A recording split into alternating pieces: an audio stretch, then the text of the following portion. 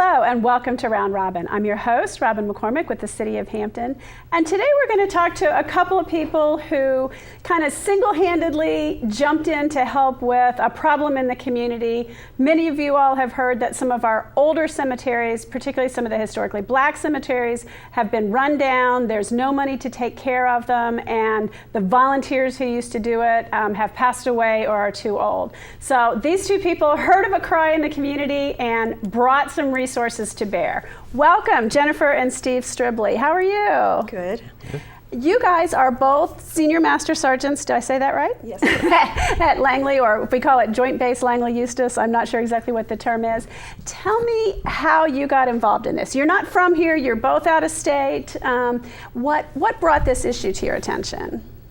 Well, my husband is actually the field activities coordinator for the Air Force Sergeants Association chapter at Langley, and he answered an ad for the Hampton Clean City Commission. So you just were looking for projects in the community. Your association gives back to the community, and it's an active project. It's not fundraising. It is get in, roll up your sleeves, and do.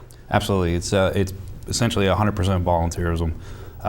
We're always on the look for something that we can give back to the community because we do have such a supportive community for the base here.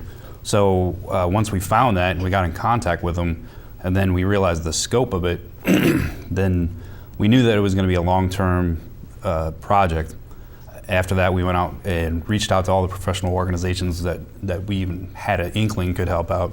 And, which is big. You know, once you start talking absolutely. about an organization the size of Langley Air Force Base, you guys know a lot of people, and there's just a real tradition of volunteerism in the milmilitary. I mean, they jump in when they're called. It's what they do professionally, and it's what you all do on your off time as well. Yes, ma'am. Correct. And how you were talking about, Jennifer, you got interested and began doing some research in this. There's a woman who's been working on this for many, many years in the community.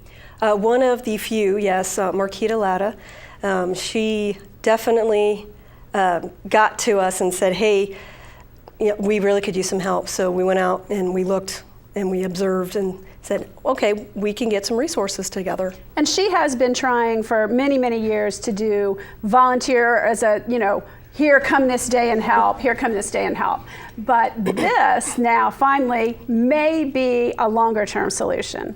If this association kind of adopts this cemetery and moves toward more of a long term. I believe we have. Steve brought back to the AFSA Executive Council to make it a long-term project make it a subcommittee underneath the field activities, and they all voted yes. And now we have a couple of volunteers to help us out until we move on to our next stage in life, and we want to make sure that the cemetery doesn't get forgotten again. Now, why is this cemetery special? You've done some research. There are approximately 4,000 people interred there. I would say about 60% of them are veterans from one war or another, all the way back to the Civil War, both Union and Confederate. There could potentially also be one person who's a Revolutionary era person. I'm still doing some research on him. But I believe that this cemetery is unique enough that it meets the requirements to be a part of the Virginia Historic Register as well as the National Historic Register. And so you're working on that. So the veterans angle is something that touched your hearts and the Master Sergeant Association's hearts, Chiefs Association. Yes, ma'am. Very much so. Okay. What did you guys do? How many people showed up for your first big cleanup, and how did it go? First of all, this is a giant cemetery, right? It's about 5 acres. Yeah. 5.5 acres. So it's not a small place. It's not large like some of the larger ones in Hampton, but it is. It's tucked away off of East Pembroke Avenue in between an apartment complex and some houses. It doesn't look that big from Pembroke, and it doesn't look that bad from Pembroke. Like the front part, usually stays pretty good. I imagine it's back in there that you all really had the challenge. Yes, the trees are getting unwieldy. The vines are creeping in. I know back during Hurricane Sandy, one of the larger trees fell down and knocked over some of the headstones. So there was some effort back then, but up until September 13th, not the level that we brought out there. We brought about Well, we got about 200 volunteers from. Holy cow. Because, big cleanups there have been in the 40 to 50 range. I mean, that's huge when we can get that many people together. We thought we were only going to be able to get one of the sections done that day. We ended up getting 5 out of the 6 completed and cleaned up enough that you could actually see the headstones. There were all different services. We even had some Navy, I believe they were Navy or Coast Guard recruits out there as well. Coast Guard recruits. Missing in America Project was out there. The MOLUS, which is the Union side of the Civil War organization, was out there. The Confederate side was out there. I mean, it was amazing the amount of people that came out, and they donated time, they donated equipment. We had a couple of contractors that donated their time and efforts and equipment as well. And it's more about making it a positive experience so that we can continue doing this. So that's wonderful. What were some of the things that people said when they got there? I mean, they had given their time but weren't as deep in as you guys were in terms of the research and the history. Well, that was the thing. When many of them showed up, they couldn't believe it. They said, there's been no perpetual care. There's been nobody to take care of these things. So right off the bat, we went, nope, you're looking at it. We are that perpetual care. Once we finished on that first day, people were amazed. And what was great was we had Wavy 10, WVC was out there. They put it out on the Facebook and had all these different pictures of the stuff that we were doing, some people in action. We had 2,000 responses within the first 24 hours to that Facebook. Wow. And it really had a long-lasting impact that most people would never have imagined when they first walked out there. Well, it was really funny is one of the previous mayors of Hampton just was driving by and happened to see all these people, and he drove in and wanted to see what all the hubbub was about. And he found Marquita, and they started chatting, and then she brought him to me, and I'm sorry I don't recall his name at the moment, but so I started explaining, how we got to the 200 people out there, and he said, okay, well, great, thanks for doing this. And then maybe about an hour later, he came back with Mayor Wallace, and Mayor Wallace walked around and kind of checked things out, and he was pretty amazed by the efforts. It is huge because on the city side, we've struggled with this for years and years. There are dozens of cemeteries where either the ownership is unclear, where they were set up when people did volunteer and you took care of your own relatives' graves, and now a lot of those families are gone, or the older generation is too old and can't do it, and now there's rules. You have to set aside money in an escrow account for perpetual care. You have to make sure you're taking care of things. But back in the day, that didn't exist, and so the taxpayers can't really assume that burden. So how does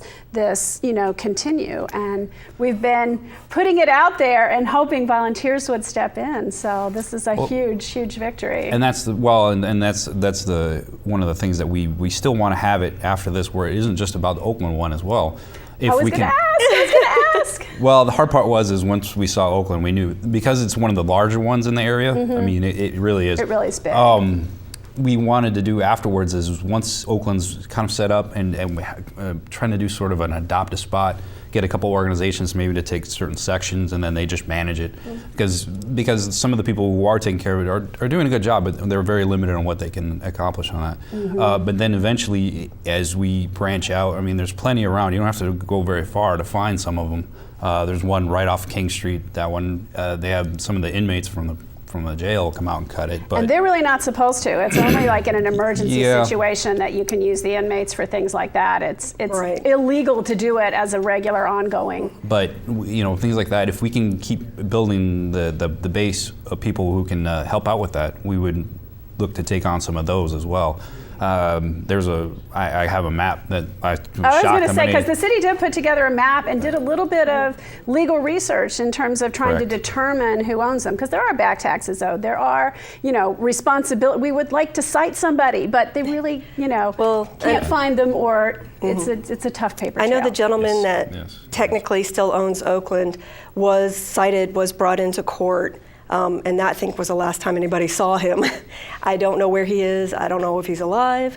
I can't really control that. So what we can is go ask people to help out, donate their time, donate their equipment. And that's been overwhelming. Everybody is asking when the next one is. The initial push, we call it the Oakland Cemetery Restoration and Cleanup Project inaugural event was on the 13th of September.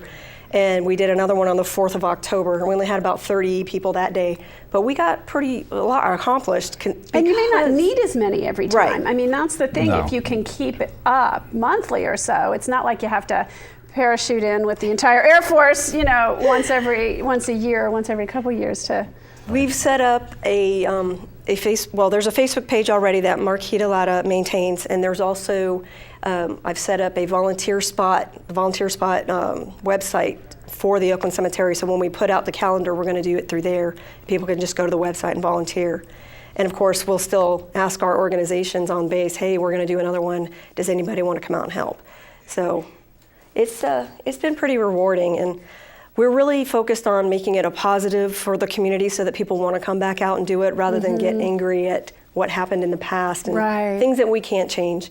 So I'm just grateful that it was positive for everybody. That's great. And we appreciate, members of the community appreciate new energy and new blood, because people like Marquita Latta who've been working on this for years, you get tired of it. And you guys, one of the good things about the military is you have this new infusion of people being stationed here and new energy. And so hopefully the associations will be able to continue doing this without totally burning everybody out. And I believe we've set that in motion. And the great thing is we've had a lot of support from a lot of different organizations that have connections to far beyond what we even imagine. Like, for instance, the Missing America program. Our friend up there, Brigitte Corbin, she put it out on her Facebook page, and that was where we got all the Coast Guard, the Navy, all these different ones. We even had a motorcycle club. That is great. So it really, there's so many resources and people who are willing to throw in, and it's just a matter of getting the word out there. So. Well, thank you. Thank you both. Thanks to Marquita, who originally got this in motion, and her hard work paid off when she brought in some powerful friends. So it's a wonderful thing. It's so good for the community. And we appreciate what you folks do to help out. Well, thank you for having us. Thank you. And thank you for watching. I hope you will think about volunteering if you're able at this cemetery or at some of the others or other beautification efforts in our community. And you can always find those on the Hampton Clean City Commission webpage. Thank you.